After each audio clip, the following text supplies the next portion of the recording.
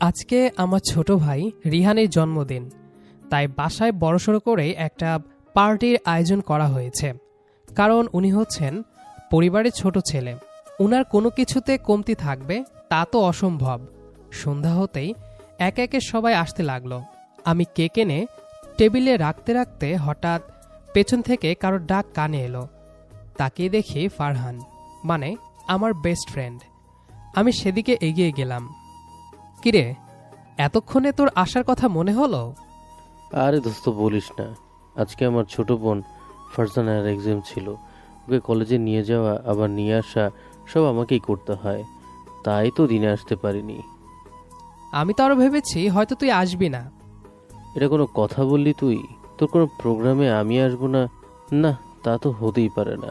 আর হ্যাঁ, আমি তো ভুলেই গেছি, এই যে দেখ কাকে নিয়ে এসেছি। কাকে? আমার বোন ফারজানা। বাসায় আব্বু আম্মুও আমাকে একটা পার্টিতে চলে গেছেন, তাই ওকেও সাথে নিয়ে আসলাম। বাসা তো আর একা একা রেখে আসা যায় না। বলেই ফারহান হাত দিয়ে দেখিয়ে দিল। আমি তাকিয়ে রইলাম মেয়েটার দিকে। ফারহানের সাথে অনেকবার ভিডিও কলে কথা বলার সময় পেছনে কাউকে হেঁটে যেতে দেখেছি, কিন্তু এভাবে সামনে থেকে দেখা এই প্রথম। আমি হালকা হেসে বললাম, ও তাহলে এই হচ্ছে সেই বিখ্যাত ছোট বোন, নাম তো অনেক শুনেছি। ফারজানা একটু লাজুক হেসে বলল, আমি আবার বিখ্যাত কবে হলাম? ফারহান সঙ্গে সঙ্গে বলে উঠল, আরে দোস্ত, ওকে পাত্তা দিস না। সারাদিন বই আর ফোন নিয়ে পড়ে থাকে, মানুষ দেখলে লজ্জা পায়। তা ভালোই তো। আমাদের বাসায় আজকে ভিড় দেখে ভয় পেয়ে পালিয়ে যেও না যেন। ফারজানা মাথা নেড়ে বলল, না, আমি ঠিক আছি। তার গলার স্বরটা নরম, শান্ত। পার্টির কোলাহলের মাঝেও আলাদা করে শোনা যায়। চলো ভেতরে বসি, সবাই আছে। ভেতরে ঢুকতেই রিহান দৌড়ে এসে ফারহানাকে জড়িয়ে ধরল। ভাইয়া আসছ? গিফট আনছো তো? হ্যাঁ অবশ্যই, না আনলে তো আবার আমার মাথার চুল থাকবে না। কই দাও। এই যে, আগে কেক কাট, তারপর গিফট। রিহান তখন ফারজানার দিকে তাকিয়ে বলল, উনি কে? এটা ফারহানের বোন, নাম ফারজানা। ওকে আপু বলে ডাকবি। আপু? তুমি আমার পাশে দাঁড়াইবা কেক কাটার সময়। ফারজানা অবাক হয়ে আমার দিকে তাকালো, যেন বুঝতে পারছে না কি বলবে। আমি চোখের ইশারায় বললাম, হ্যাঁ বলতে। আচ্ছা, দাঁড়াবো। কেক কাটার সময় সবাই একসাথে গান ধরল, হ্যাপি বার্থডে টু ইউ। পুরো ঘর ভরে গেল হাসি আর চিৎকারে। আমি কেকের প্লেট নিতে নিতে দেখলাম ফারজানা একটু দূরে দাঁড়িয়ে আছে, যেন ভিড়ের সাথে ঠিক মানিয়ে নিতে পারছে না। আমি একটা প্লেটে কেক নিয়ে ওর দিকে এগিয়ে গেলাম। এই নাও তোমার জন্য। না না, লাগবে না। এইটা না খেলে রিহান রাগ করবে কিন্তু। ফারজানা ছোট্ট করে হাসল। ঠিক আছে, অল্প একটু দিন। আমি কেকের ছোট টুকরোটা ওকে দিলাম। ও খেতে খেতে চারপাশ দেখছিল। বাচ্চারা দৌড়াদৌড়ি করছে, বড়রা গল্প করছে। আমি জিজ্ঞেস করলাম, কেমন লাগছে? ভালো, আপনারা সবাই খুব ফ্রেন্ডলি। আমি মজা করে বললাম, আপনারা কেন? আমাকেও আপনি বলবে নাকি? ফারজানা লজ্জা পেয়ে বলল, না মানে অভ্যেস। ঠিক আছে, আজকে থেকে তুমি বলার প্র্যাকটিস শুরু। সে মাথা নিচু করে হেসে ফেলল। কিছুক্ষণ পর মিউজিক চালু হলো। ফারহান আর ওর বন্ধুরা নাচ শুরু করে দিল। ফারহানও গিয়ে যোগ দিল ওদের সাথে। আমি ফারজানাকে উদ্দেশ্য করে বললাম, তুমি বসে বসে বোর হচ্ছ না তো? না তো। ঠিক আছে, কিন্তু এখানে দাঁড়িয়ে থাকলে সবাই ধাক্কা দিবে। চলো বারান্দায় যাই। সে একটু ভেবে মাথা নেড়ে আমার সাথে বারান্দায় এলো। বাইরে হালকা ঠান্ডা হাওয়া, দূরে রাস্তার লাইট জ্বলছে। ভেতরের শব্দ এখানে এসে অনেক হালকা লাগছে। ফারজানা রেলিং ধরে দাঁড়িয়ে বলল, আপনাদের বাসা খুব সুন্দর। ধন্যবাদ, তবে আজকে এত লাইট আর সাজসজ্জার জন্য বেশি সুন্দর লাগছে। একটু চুপচাপ নীরবতা নেমে এলো। আমি নীরবতা ভেঙে বললাম, ফারহান তো বলে তুমি খুব পড়ুয়া। ও সব বাড়িয়ে বলে। তাহলে আসল কথা কি? আমি আসলে ডাক্তার হতে চাই। আমি অবাক হয়ে বললাম, ও এত বড় প্ল্যান, ভালো তো। ছোটবেলা থেকে ইচ্ছে হাসপাতালে গেলে ডাক্তারদের দেখতাম, তখন মনে হতো আমিও একদিন এমনভাবে কাউকে সেবা করব। আমি কিছুক্ষণ চুপ করে ওর দিকে তাকিয়ে রইলাম। মেয়েটা শুধু লাজুক না, ভেতরে অনেক স্বপ্ন লুকিয়ে আছে। আমি মজা করে বললাম, তাহলে আগেই বলে রাখি, ভবিষ্যতে যদি আমার প্রেশার টেশার বাড়ে, ফ্রি ট্রিটমেন্ট চাই কিন্তু। আগে ডাক্তার তো হতে দিন, তারপর দেখা যাবে। আচ্ছা ঠিক আছে, আমি লিস্ট করে রাখতেছি। ভবিষ্যতের পার্সোনাল ডাক্তার। সে মাথা নিচু করে হাসতে লাগলো। বারান্দার হালকা বাতাসে ওর চুল উড়ছিল। অদ্ভুত শান্ত একটা মুহূর্ত। ভেতর থেকে হঠাৎ চিৎকার ভেসে এলো, ডান্স ডান্স ডান্স ডান্স।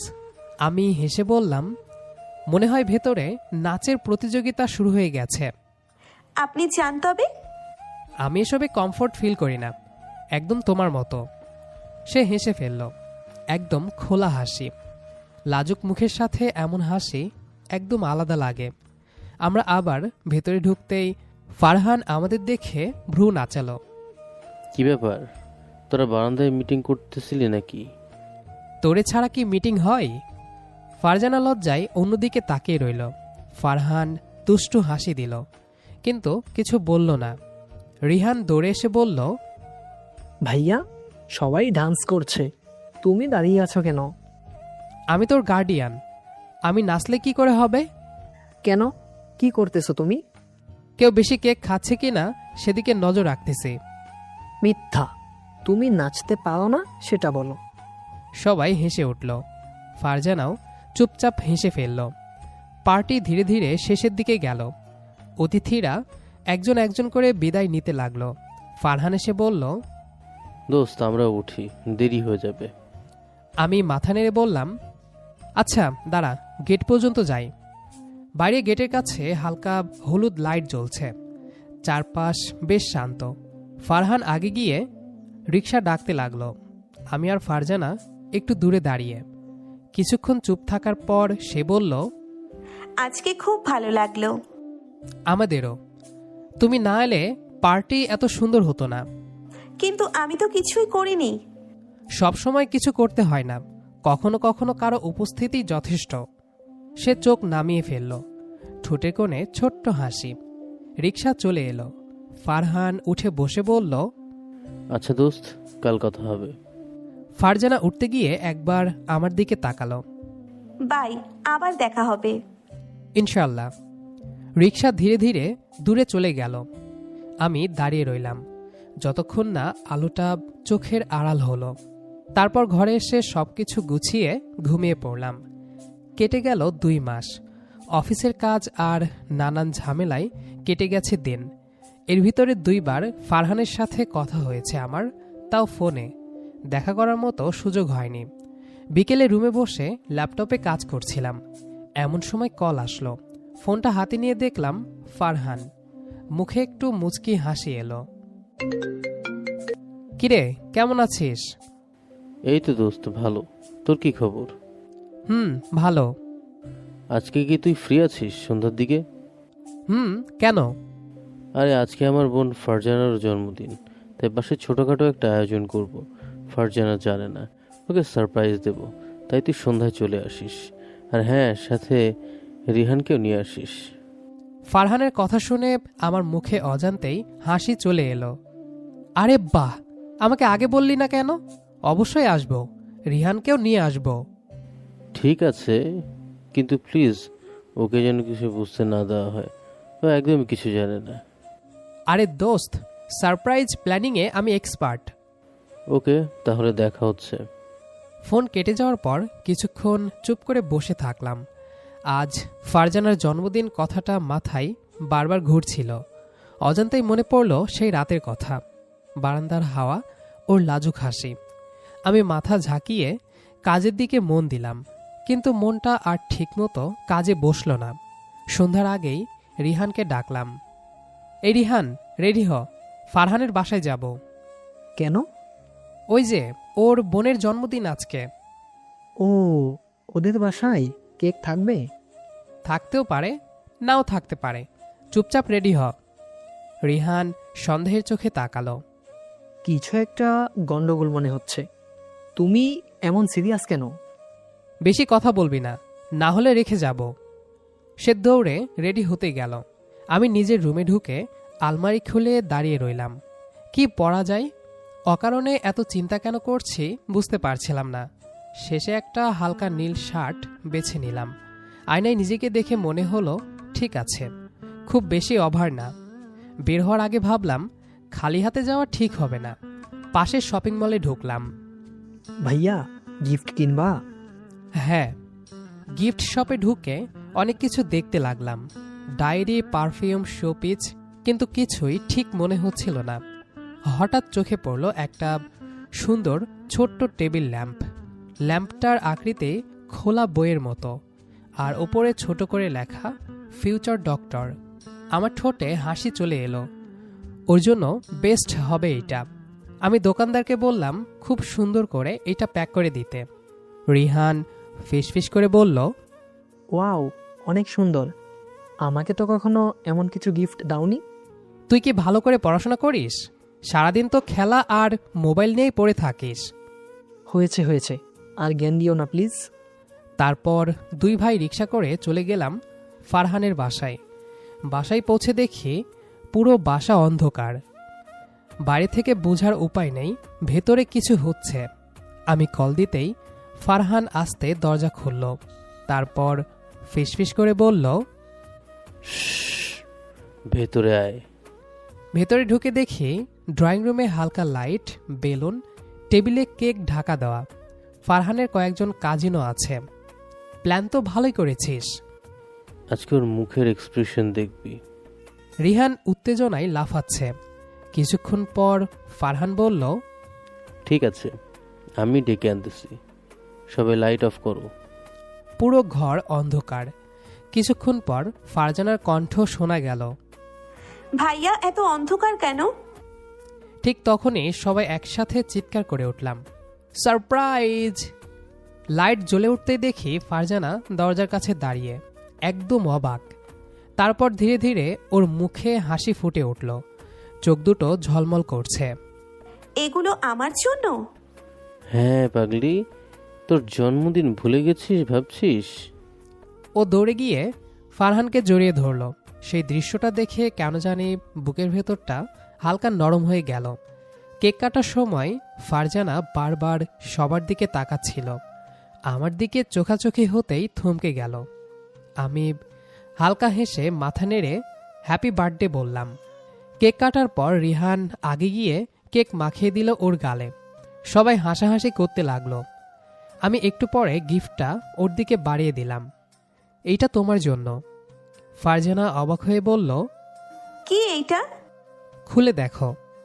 সে ধীরে ধীরে র্যাপার খুলল। ফিউচার ডক্টর লেখা ল্যাম্পটা দেখে ওর চোখ বড় হয়ে গেল। দোয়া করি ভবিষ্যতে খুব বড় একজন ডাক্তার হও। আপনার মনে আছে? কিছু কথা ভুলে যাওয়া যায় না। সে কিছু বলল না, শুধু এমনভাবে হাসল যেন এই ছোট্ট গিফটটাই ওর কাছে পৃথিবীর সেরা জিনিস।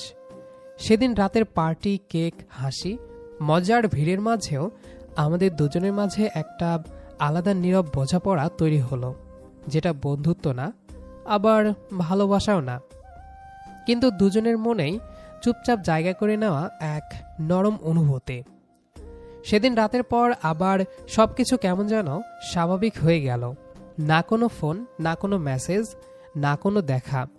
মাঝে মাঝে ফারহানের সাথে কথা হতো, কিন্তু ফারজানার কোনো কথা উঠত না। আমি নিজেও কাজ নিয়ে ডুবে থাকতাম। তবুও মাঝে মাঝে রাতে লাইট অফ করার আগে মনে পড়ত, খোলা বইয়ের মতো ল্যাম্পটা হয়তো এখন জ্বলছে আর সে পড়ছে। কিন্তু জীবন গল্পের মতো থেমে থাকে না। সময় গড়িয়ে গেল। একদিন রাত প্রায় 10:30। আমি ল্যাম্পটা বন্ধ করে শুতে যাচ্ছি, এমন সময় ফোন কাঁপতে শুরু করলো। অচেনা নাম্বার। রিসিভ করতেই ওপাশ থেকে কাঁপা গলা, হ্যালো, আপনি কি ফ্রি আছেন? আমি অবাক হয়ে উঠে বসে পড়লাম। ফারজানা, এই নাম্বার তোমার? না, আমার বান্ধবীর নাম্বার।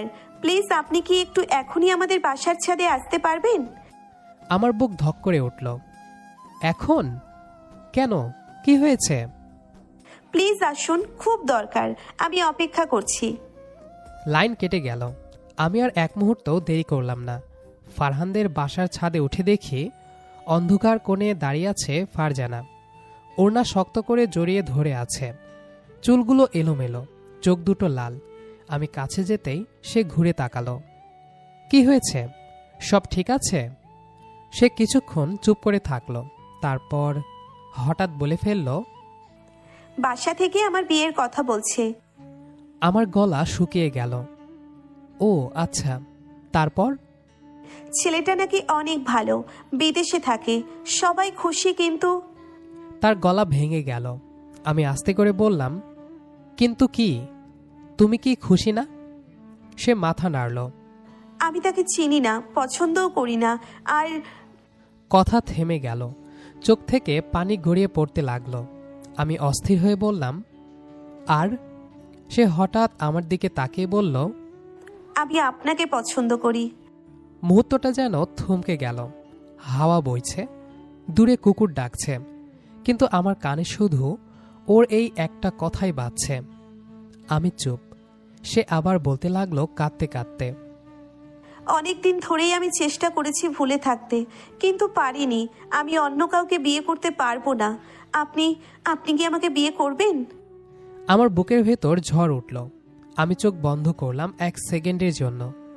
আমিও ওকে পছন্দ করি, খুব করি, কিন্তু কোথাও যেন একটা বাধা আছে। আমি ধীরে ধীরে বললাম, ফারজানা, তুমি যা বলছো সেটা এত সহজ না। আমি জানি, কিন্তু আমি কাউকে বলতেও পারছি না। ফারহান, সে আমার সবচেয়ে ভালো বন্ধু, সে যদি জানে। আমার গলা আটকে গেল। আমি আবার বললাম, যদি আমাদের বন্ধুত্ব নষ্ট হয়ে যায়? ফারজানা মাথা নাড়তে নাড়তে কাঁদতে লাগলো। তাহলে আমি কি করব? আমি কাউকে ভালোবাসি না, শুধু আপনাকে ভালোবাসি। আমি মুখ ফিরিয়ে নিলাম, চোখ ভিজে উঠছিল। আমি শক্ত গলায় বললাম, না ফারজানা, এটা ঠিক না। তুমি তোমার পরিবারের কথা ভাবো, তারা যাকে ঠিক করবে তা অবশ্যই তোমার ভালোর জন্য। ফারজানা চিৎকার করে উঠল। না, আমি পারবো না, কখনোই না। তার কান্নার শব্দ ছাদ ভরে গেল। হঠাৎ পেছন থেকে একটা গলা ভেসে এলো। পারবি না কেন? আমরা দুজনেই ঘুরে তাকালাম। সিঁড়ির পাশে দাঁড়িয়ে ফারহান, মুখ গম্ভীর, চোখে কড়া দৃষ্টি। আমার বুক কেঁপে উঠল। দোস্ত, আমি। ফারহান হাত তুলে থামালো। সব শুনেছি আমি। কিছুক্ষণ নীরবতা। ফারহান ধীরে ধীরে এগিয়ে এলো। তোরা আমার পেছনে এসব করছিস? আমি মাথা নিচু করে রইলাম। ফারজানা কাঁদতে কাঁদতে বলল, ভাইয়া, সব দোষ আমার, ওনার কোনো দোষ নেই। যা বলার আমি বলেছি। ফারহান কয়েক সেকেন্ড চুপ করে রইল, তারপর হঠাৎ দীর্ঘ শ্বাস ফেলল। হায় রে, পাগল দুটো আমার। আমরা অবাক হয়ে তাকালাম। আমি কি অন্ধ নাকি? আমি আরো আগে থেকেই বুঝেছিলাম কিছু একটা আছে। আমি ইচ্ছে করে কিছু বলিনি, ভাবছিলাম সময় হোক, কিন্তু আজ তো তোরা সিনেমা বানিয়ে ফেলেছিস। ফারজানা থেমে থেমে বলল, মানে তুমি রাগ করনি? রাগ করব কেন? আমার বোন যদি মন থেকে কাউকে পছন্দ করে, তাহলে আমি কেন রাগ করব? দোস্ত, তুই কি সিরিয়াস? ফারহান এসে আমার কাঁধে চাপড় দিল। কিন্তু একটা শর্ত আছে। আমি দম বন্ধ করে বললাম, কি? আমার বোনকে কাঁদালে তোর মাটির নিচে পুঁতে রাখবো। ফারজানা কান্নার মাঝেই হেসে ফেলল। আমি গম্ভীর হয়ে বললাম, কথা দিচ্ছি, কখনো কাঁদতে দেব না। আচ্ছা ঠিক আছে, এখন নিচে আয়, কাল আব্বু আম্মুর সাথে কথা বলবো। ফারজানা আমার দিকে তাকালো, চোখে পানি, কিন্তু হাসি ভরা। সে রাতে ছাদের আকাশের নিচে দাঁড়িয়ে মনে হলো, ভাগ্য কখনো কখনো দেরি করে, কিন্তু ঠিক মানুষগুলোকে ঠিক জায়গায় এনে দাঁড় করিয়েই দেয়। তারপর দুই পরিবারের সম্মতিতে আমাদের সম্পর্ককে মেনে নেওয়া হয় এবং সকল ফর্মালিটিস মেনে আমার এবং ফারজানার বিয়ে সম্পন্ন হয়। ফারজানাকে নিয়ে আসার সময় ফারহান আমাকে জড়িয়ে ধরে কাঁদল। ভাই, ও আমার অনেক আদরের বোন, অনেক আদরে বড় করেছে ওকে, আর আজকে সে চলে যাচ্ছে। আমার পুরো ঘরটাই খালি হয়ে যাবে। ওকে কখনো কষ্ট দিস না ভাই, যত্নে রাখিস।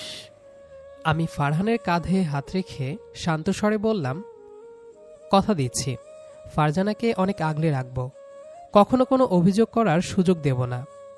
তারপর সবার কাছ থেকে বিদায় নিয়ে বাসায় চলে আসলাম। রাত 11টায় বাসর ঘরে ঢুকতে যাব এমন সময় দেখি রিহান দরজার সামনে দাঁড়িয়ে আছে। আমি ভ্রুকুচকে বললাম, কি ব্যাপার, এত রাতে তুই এখানে কি করছিস? হিসাব নিকাশ বুঝতে। মানে কিসের হিসাব? রুমে ঢুকতে হলে আমাকে আগে 5,000 টাকা দিতে হবে, নাইলে আজকে আর তোমার কপালে কিছুই জুটবেন। তুই আবার চাঁদাবাজি করা কবে থেকে শিখলি? এই তো আজকে থেকেই। আমি একটা টাকাও দিতে পারবো না, যা এখান থেকে। ভালোই ভালোই দিয়ে দাও বলছি। না দিলে কি করবি? আমি ভাবিকে গিয়ে বলে দিব যে তুমি মাঝে মাঝে সিগারেট খাও। ব্ল্যাকমেইল করছিস? যা তুমি মনে করো। আমি আর তর্ক না করে পকেট থেকে টাটকা 5টা 1000 টাকার নোট বার করে ওকে দিলাম। এই নে ধর, আর এখান থেকে ফোট। বাহ, এত সহজেই দিয়ে দিলে? মনে হয় ভাবিকে দেখার জন্য প্রাণ চলে যাচ্ছে। তবে রে, বলেই আমি রিহানকে তাড়া দিতে নিলাম। অমনি রিহান দৌড়ে চলে গেল। আমি আর কিছু না বলে সোজা রুমে ঢুকে দরজা লাগিয়ে দিলাম। ফারজানা বিছানায় বসে আছে ইয়া বড় ঘুমটা দিয়ে। আমি ধীরে ধীরে এগিয়ে গেলাম ওর কাছে, ওর পাশে গিয়ে বসলাম। তারপর ধীরে ধীরে ঘুমটাটা সরালাম। মাশাল্লাহ, এত সুন্দর আমার বউ। ফারজানা লজ্জা পেল অনেক। বাহ, লজ্জা পেলে তো আরো সুন্দর লাগে তোমাকে। আপনিও না? আমি হালকা হেসে বললাম, এত চুপ করে আছো কেন? আজকে তো তোমার কথা বলার কথা। ফারজানা আঙ্গুল দিয়ে শাড়ির আঁচল মুচড়াতে মুচড়াতে নিচু স্বরে বলল, কি বলবো, সবকিছু কেমন স্বপ্নের মতো লাগছে। ভয় লাগছে?